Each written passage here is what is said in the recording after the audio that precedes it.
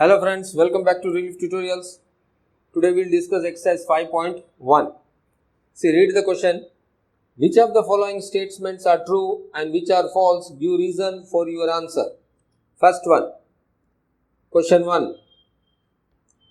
Only one line can pass through a single point. Only one line can pass through a single point. What do you say about this statement? If one point is given, see example, I say this point P is given. How many lines you can pass through this point P? Our statement say you can pass only one line. What do you say? See here.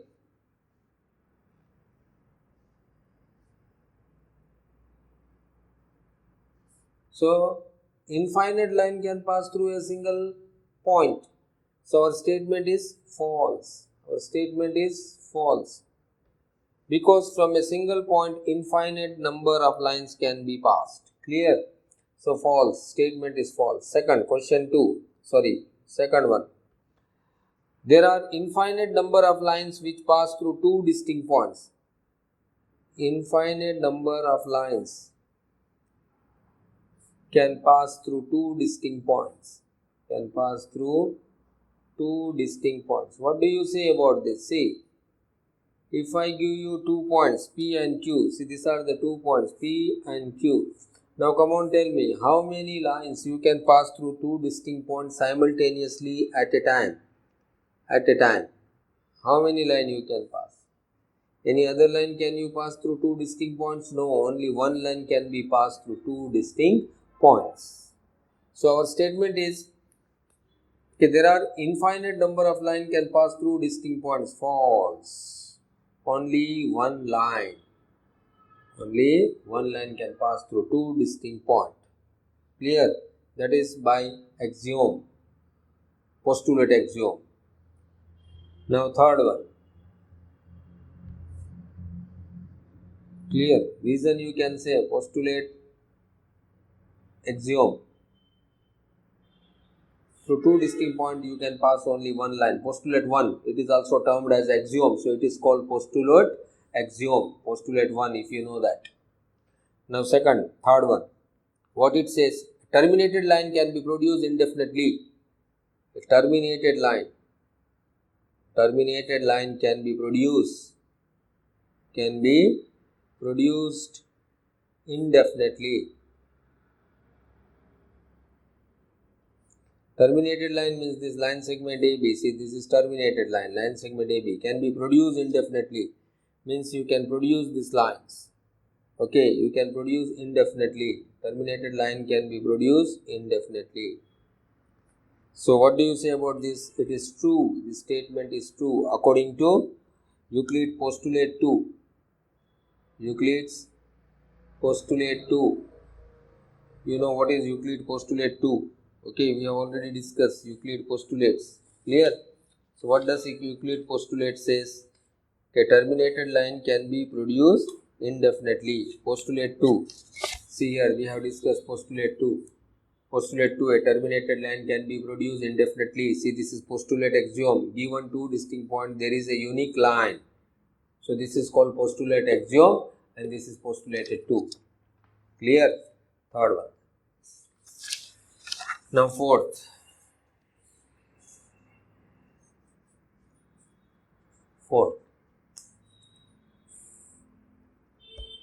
If two circles are equal, then the radii are equal. If two circles are equal, then their radii are equal. Then the radii, plural form of radius, radii are equal. What do you say? If two circles are equal, then the radii are equal. What do you say about these statements? You know that radii of two congruent circles are always equal. So in other words, we can say if we superimpose the region bounded by one circle on the other circle, then they coincide. Then their centers and boundaries also coincides. Therefore, the radii will be same. So we can say given statement is true. Clear? So this statement is true. If two circles are equal, see both circles are equal, two circles superimpose, then the radii will be same. So if two circles are equal, then the radii are also equal. Clear? Now fifth one we will say. What is fifth one? Fifth one, in given figures, see these two figures are given. I will draw the figures. Figures are given.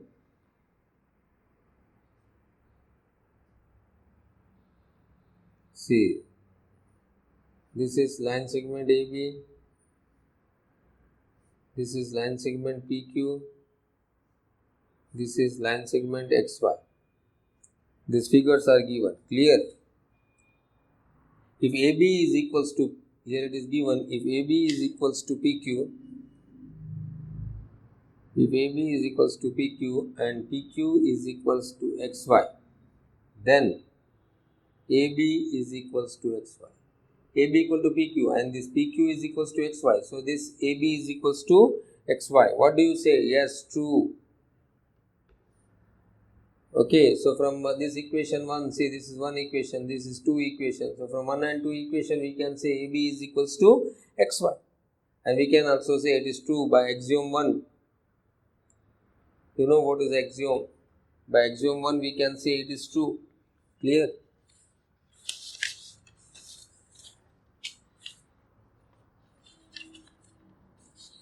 Axiom 1 we have discussed, if you know that. See axiom 1. What is axiom 1? Things which are equal to the same things are equal to one another. I told you if AB is congruent to CD and CD is congruent to EF, then we can say AB is congruent to EF. Or if X equal to Y and Y equal to Z, then we can say X equal to Z. So things which are equal to same things are equal to one another. That is our axiom 1. So we can say it is true by axiom 1. Clear? So with this we have completed our question number 1. Now we will discuss question number 2. Question 2. Exercise 5.1. See, read the question, what it says. Given a definition for each of the following terms, are there other terms that need to be defined first? What are they and how might you define them? So first one, parallel lines. Parallel lines. Clear? So we will discuss parallel lines. See, two lines in a plane are said to be parallel if they have no common points. You know that. This is two lines are said to be parallel if they have no common point.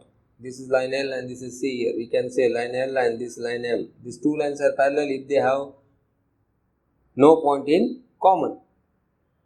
So here we can say in figures L and M they are parallel because they have no common point. So we can write X is parallel to M. Here the term point is undefined. Here point is undefined. Point is undefined. So two lines in a plane are said to be parallel if they have no common points. So we can write the definition: two lines in a plane. Two lines in a plane are said to be parallel. Are said to be parallel if they have no common point. If they have no common point. Clear? So when you can say two lines are parallel, so two lines are parallel, two lines in a plane are said to be parallel. They should lie in the same plane. So two lines in a plane are said to be parallel if they have no common point. Here point is undefined. Clear? So this is parallel line. Now second, perpendicular lines. Perpendicular lines. Perpendicular lines. See, what are perpendicular lines? Two lines in a plane are said to be perpendicular. So two lines in a plane are said to be perpendicular. Are said to be perpendicular if they intersect each other. If they intersect each other at right angle. Each other at right angle. So we will draw two line. See this two line, L and M, and this is 90 degree. So in figure L and M are perpendicular line because they intersect each other at 90 degree, and this point we can say O, suppose.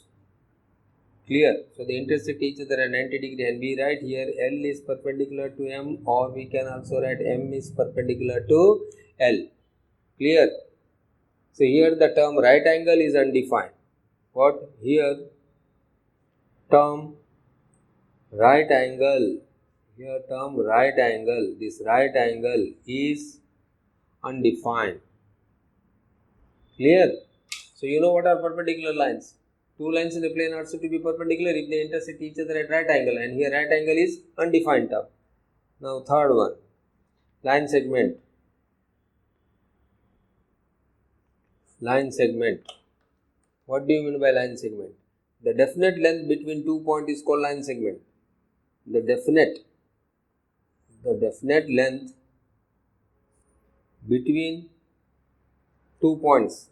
The definite length between 2 points is called a line segment. See, between 2 points we will take 2 points here, A and B. These are the 2 points. So a definite length between these 2 points, this length between these 2 points is called line segment. Okay, and it is denoted by line segment AB. Clear? Here points and definite length.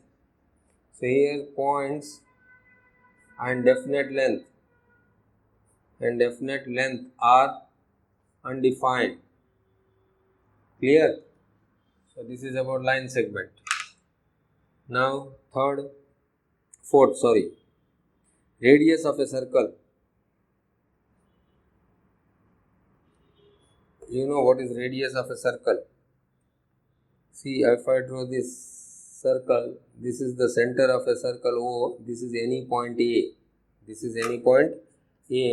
So here distance between O, that is center of a circle, and any point on a circle is called radius of a circle. So the definition is distance from center to any point on a circle is called radius of a circle. So we can say the distance between center and any point on a circle, any point on the circle is called radius. It's called radius of a circle. Clear? So here term we can say point and center. Point and center are undefined. So here what you can say, here point and center are undefined. Clear? So these 2 points are undefined.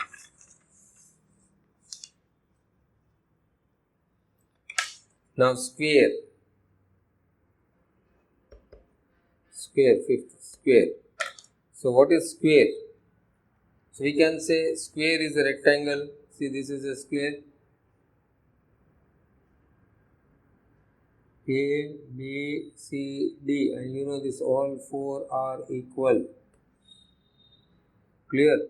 If this is length, this is breadth, both are equal here. L is equals to B. So what you can say?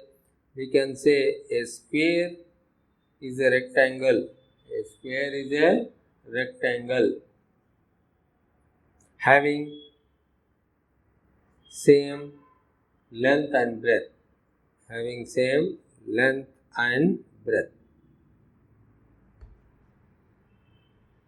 So we can say here AB is equals to BC is equals to CD is equals to AD. So we can say here length and breadth are undefined terms. Clear? Just you have to give the definition and you have to find few undefined terms. That's all. Now we'll discuss question number 3. Read questions. Here two postulates are given. Given any two distinct points A and B, there exists a third point C which is in between A and B. And second postulate is given, there exist at least 3 points that are not on the same line. Have you got it, friends? You read the question please properly.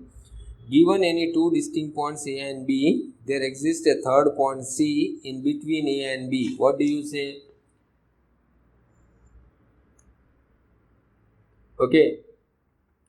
See, if 2 points A and B are given, if I say, see, if 2 points A and B, this is one point A, this is another point B. If 2 points A and B are given, then there exists a third point C which lies in between A and B. So what do you have to find out here? If you read the question, you have to find out, consider two postulates given below. Do this postulate contain any undefined terms? Two postulates you see from your textbook question, you see. Given any two distinct point A and B, there exists a third point C which is in between A and B. This is first postulate is given. Second, there exist at least 3 points that are not on the same line. So you have to find out, do these postulates contain any undefined terms? Are these postulates consistent, or do they follow Euclid's postulate? You have to explain. So there are so many undefined terms which should be listed. In these two postulates you find there are many undefined terms. They are consistent. Why? Because they deal with two different situations. First situation is, if 2 points A and B are given, then there exists a third point C which is in between A and B. Clear? So if 2 points are given A and B, C, then there are a third point can be there between this A and B. So a third point can be there here, it can be there between A and B. So if two distinct points are given, then there are many points lying in between these two distinct points. So there can be a third point C which lies between these 2 points. Clear? So they are consistent, we can say. And second one is given, there exist at least 3 points that are not on the same line. What it says? There exist at least 3 points. There exist at least 3 points that are not on the same line. They are not on the same line. See, this is given. There exist at least 3 points that are not on the same line. So we can say, see, if 2 points A and B are given, suppose you take 2 points, suppose here, 2 points A and B are given, this is A and this is B. So 2 points A and B are given, then we can take a point C which does not lie on the line passing through these 2 points. See, this is the line passing through these 2 points. So we can take one more point here, C. So there exist at least 3 points that are not on the same line. Suppose we have taken 2 points A and B. So you know that a line, unique line passes through these 2 points. Now we take a third point C which is not on this line, L. So we can say that we can take a point C which does not lie on the line passing through the points A and B. Thus these points do not contradict each other. It is true. There exist at least 3 points. At least minimum 3 points that are not on the same line. Yeah, we know that if there is any line, then surely there will be 2 points. Why? Because you know that 2 distinct points determines a unique line, or unique line passes through 2 distinct points. Then you take one more point C which does not lies on this line. So they are not on the same line. So we can say that these postulates do not contradict each other. See here, these are the 3 points here, C, which lies in between A and B, here collinear, and here the C does not lie on line passing through A and B. Here they are collinear, here they are non-collinear. And these postulates do not follow Euclid postulates. However, they follow few axioms. Euclid postulate 1 axiom. See this postulate 1. Here postulate 1, you know that. Postulate 1. Postulate axiom. That is called postulate 1. What does it say? It says that 2 distinct points, there is a unique line passes through to them. If there are 2 distinct points, then we know there is a unique line passing through these 2 distinct points. So it explains postulate axiom. That is postulate 1. Clear, but they do not contradict each other. They do not follow any Euclid's postulates. They follow axiom, that is postulate axiom. So here this two statement does not follow any Euclid postulate, but they follow axiom. Clear? So this is question number 3. Now question number 4 we will discuss.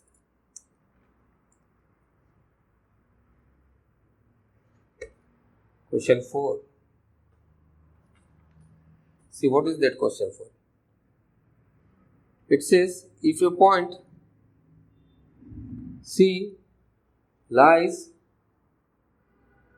between 2 points A and B, such that AC is equals to BC, then prove that AC is equals to AB upon 2. Clear? And explain by figure. Explain by figure. So here we will find the solution. See what it says. First read the question. If a point C lies between 2 points A and B such that AC is equals to BC. So here given, we can say, what is given? A point C lies between 2 points A and B. So it is given, see, a point C lies between 2 points A and B, that is given. So a point C lies between 2 points A and B, clear, such that AC is equals to BC. Now if you want to draw the diagram, see, we can draw the diagram. A, B, we will take here point C. We will take here point C. Okay, so here we can say AC is equals to BC. Now adding AC on both sides. So you are adding AC on both sides, means same quantity you are adding to two equals. If you know that we have discussed in axioms, clear? We have discussed this in axioms. What was axiom? If you know that, see here, axiom 2 you see, if equals are added to equals, then the whole are equal. See here, if x is equals to y, you are adding 2 on both the sides. Clear? Then they are equal. So if equals are added to equals, then the whole are equals. This is axiom 2. So adding AC on both the sides. So AC plus AC is equals to BC plus AC. So axiom 2. AC plus AC, you will get 2AC is equals to, you know, BC plus AC. See, BC plus AC is equals to what? AB. So I can say AC is equals to AB by 2. Hence proved. So this we have proved by using axiom 2. Clear? Very simple. Now fifth one.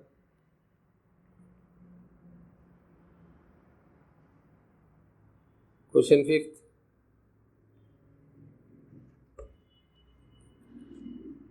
See now in question 4, point C is called a midpoint.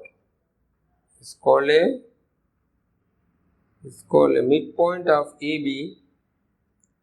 Prove that every line segment has one and only one midpoint.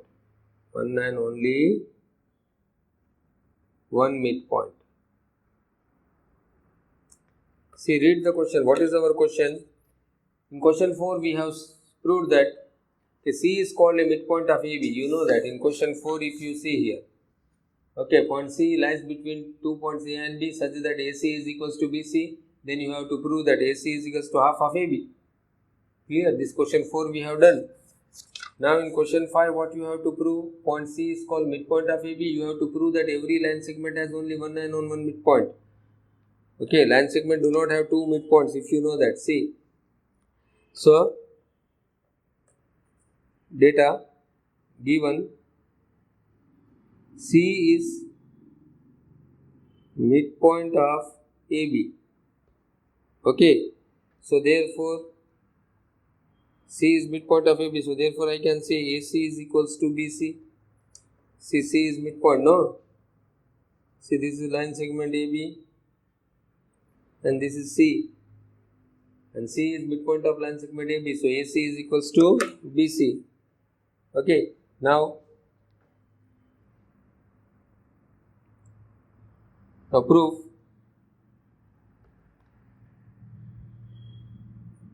So there are two midpoints. There are two midpoints, says C and C dash, okay, of AB. We have to prove that there is only one midpoint, but we will suppose that there are two midpoints, say C and a C dash of line segment AB. Like this way, if I draw this line segment AB, there are two midpoint, I can say C and a C dash. Let it be C. These two are midpoint, okay, C and C dash. So let C and C dash be the midpoint of line segment AB. So then we have proved then AC is equals to half of AB, I can say. We have proved C here in our fourth question. What we have proved? If C is midpoint of AB, then AC is equals to BC, and we have proved AC is equals to half of AB. So this part, one segment AC is half of AB, or BC is also half of AB. Clear? So here we can say AC is equals to, therefore AC is equals to half of AB. Why? Because C is midpoint of AB. And also we can say AC dash. Why? Because C dash is also midpoint. So AC dash is equals to half of AB. Clear? So therefore, see, this is half of AB, this is half of AB. So these two are equal. Therefore AC is equals to AC dash. Why? By axiom 1. You know what is axiom 1? We have just now told you what is axiom 1. Clear or not? Just I have explained you axiom 1. What is that axiom 1? See that. Okay, things which are equal to same things are equal to one another. If AB congruent to CD, CD congruent to EF, then we can say AB is equals to EF. So things which are equal to same thing are also equal to one another. So here see this. These two things are equals to same thing. So they are also equal to one another. That is axiom 1. Clear or not? But you know, this is possible. When it is possible, this AC is equals to AC dash. Is it possible only if C and C dash both are same point? Okay. So it is possible. It is possible only when C and C dash coincide. Clear, no friends? See this AC, when this AC will be equal to AC dash. Here see AC dash is bigger than AC, but here we have proved that AC and AC dash are equal, and this is possible only if these 2 points are same point. Like this way, see A, B, this should be C and this should be C dash, then only AC and AC dash will be equal. So it is possible only when this C and C dash coincide. Clear? So point C lies on, point C lies on C dash. Hence we can say, hence every line segment has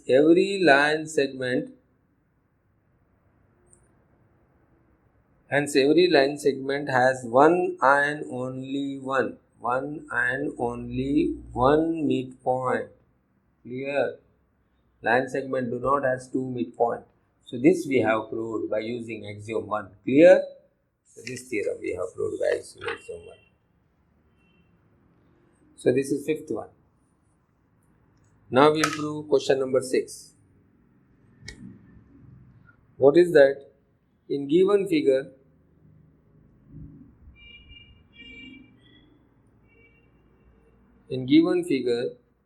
if AC is equals to BD, then prove that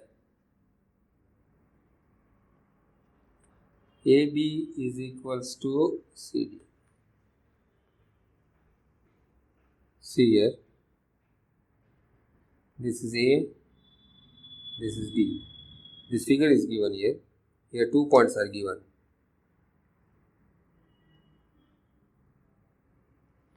These 2 points are given, B and C. So in figure it is given that this AC is equals to BD.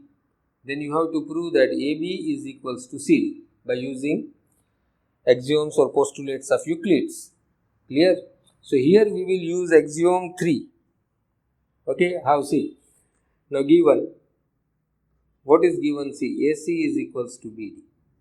This AC is equals to BD. This is data given. Clear? Now AC is equals to AB plus BC, I can say, that is AB plus BC. And this BD is equals to, I can say, BC plus CD. Clear? Now we will subtract BC from both the sides. We are subtracting BC from both the sides. Do you know axiom 3? See, I will explain you what is axiom 3. See, axiom 3. If equals are subtracted from equals, if equals are subtracted from equal, then the remainders are equal. See, x is equals to y. Now you are subtracting 2 from both the sides. So equal is subtracted from equals, then results or remainders are also equal. After subtracting 2 from x, whatever you got, that is called remainder.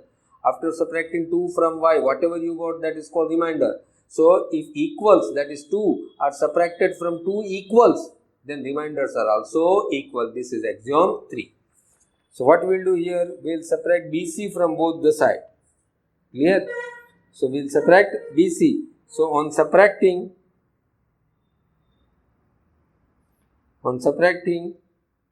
BC from both sides. So if you separate BC from both sides, you will get AB is equals to CD. This is axiom 3. And you have to prove AB is equals to CD. Hence, proved. So we have used here axiom 3. Clear? So we have completed question number 6. Now question number 7.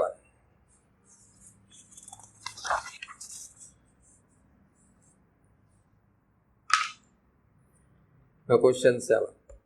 What is question 7? See, why is axiom 5 in the list of Euclid's axioms considered a universal truth? Universal truth. Why this axiom 5 in the list of Euclid's axiom is considered as universal truth? So first of all, you should know what is axiom 5. See, axiom 5 is the whole is greater than part. Whole is greater than part. See, if x is equals to y plus z, then this x is greater than y and this x is also greater than z. Clear? If 10 is equals to 7 plus 3, then I can say 10 is greater than 7 and 10 is also greater than 3. So whole is greater than part. Clear? That is axiom 5. Why it is considered as universal truth, that you have to explain. Clear? Very simple, see. So we can say according to axiom 5,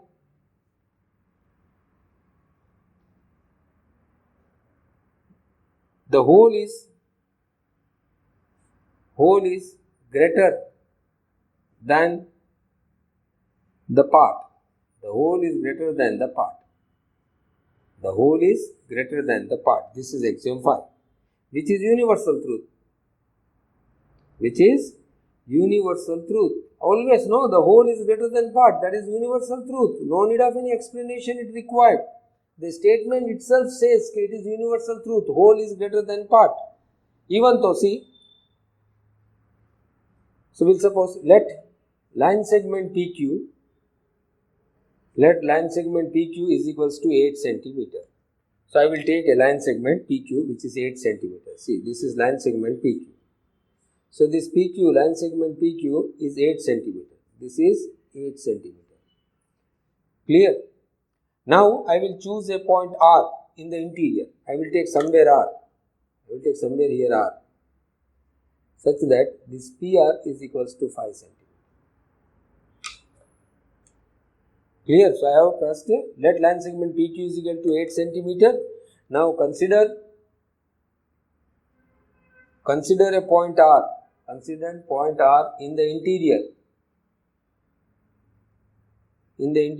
Such that PR is equals to 5 cm. Now clearly you see here. Clearly we can say PR is a part of whole PQ. So PR is a part of line segment PQ. PR is a part of line segment PQ and R lies in the interior. So, and R lies in the interior. So, PR is smaller than PQ. PR is smaller than PQ. Hence, we can say PQ is whole and PR is a part. So, PQ is whole, PR is part, and PR is less than PQ, and PQ is greater than PR. So, we can say a part is smaller than PQ, whole. So, whole is greater than PQ, we can say. So, PQ is whole and PR is part. So, therefore, we can say whole is greater than part. Whole is greater than part. Clear? So, with this we have completed this exercise 5.1.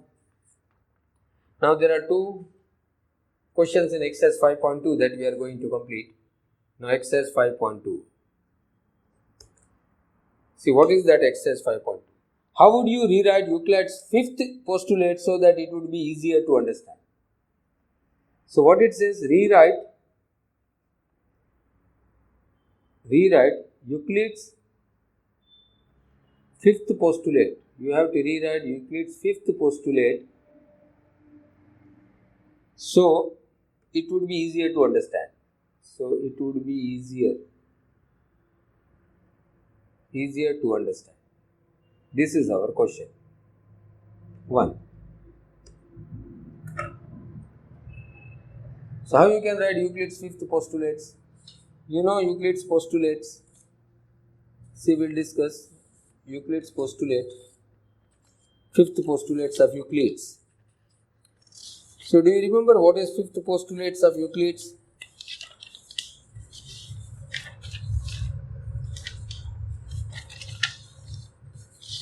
See, postulate 5 of Euclid's.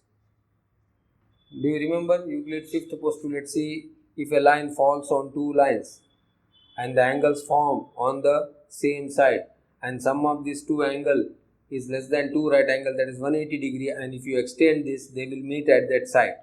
This is Euclid's fifth postulate. You have to rewrite them so that it will be very easy to understand.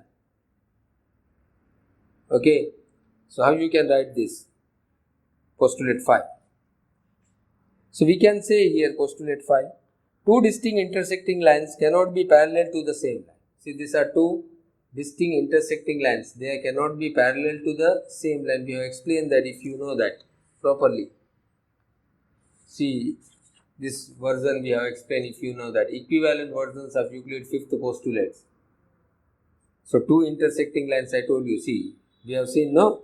Two distinct intersecting lines cannot be parallel to the same line. So, these two lines M and M at a time they cannot be parallel to this line, that is P. It cannot be parallel to P. If I say this line M and this line P, so these are two intersecting lines. They cannot be parallel to the same line at a time. Here M is parallel to L, but line P is not parallel to L. So, this is postulate 5th. So, we can write, how we can write? So, in a proper way if you want to explain, so we can say two distinct intersecting lines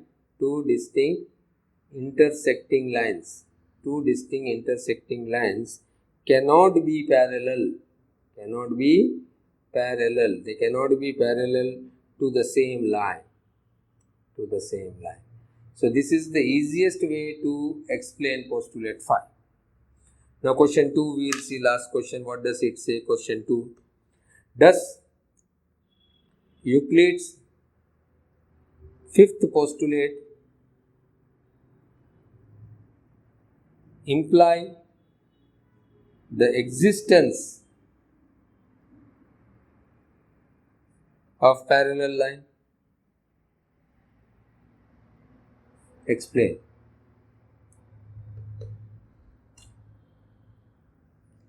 So Euclid's fifth postulates imply the existence of parallel line.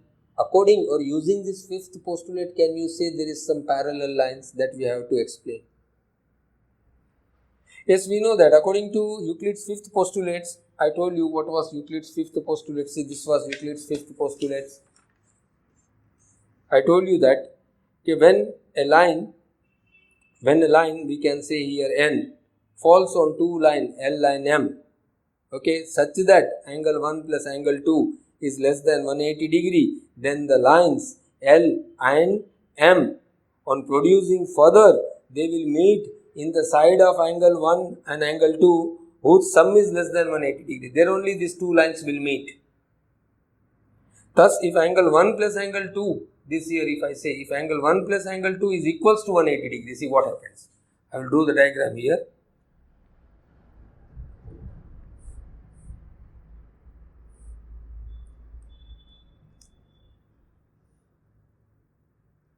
CL and this M, and this is angle 1 and angle 2. So I told you if angle 1 plus angle 2 here is less than 180 degree, then these two lines here, they will extend and they will meet if this 1 plus 2 is less than 180 degree. Now suppose if they are equal to 180 degree, you think in that manner, if they are equal to 180 degree, see, if angle 1 plus angle 2 is equals to 180 degree, I take, what will happen? See, what will be the position then? The position will be this way.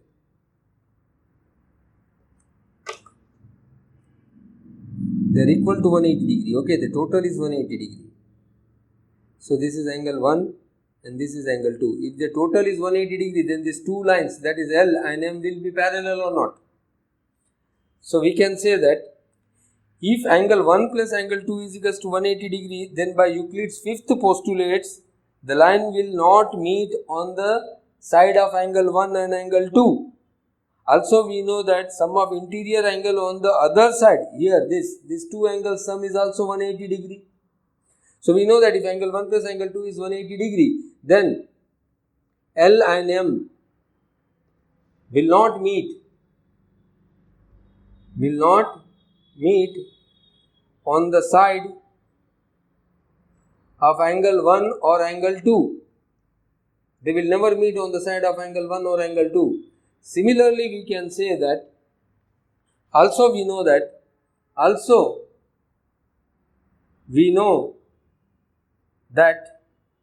it will not meet on other side. On other side, clear, if I say this angle x, this x, it will not meet on other side of line x. If this is 1 plus 2 is equals to 180 degree, means we sure that these two lines will not meet on the side of angle 1 and 2. It should be less than 180 degree. If 1 and 2 is less than 180 degree, then they will meet here.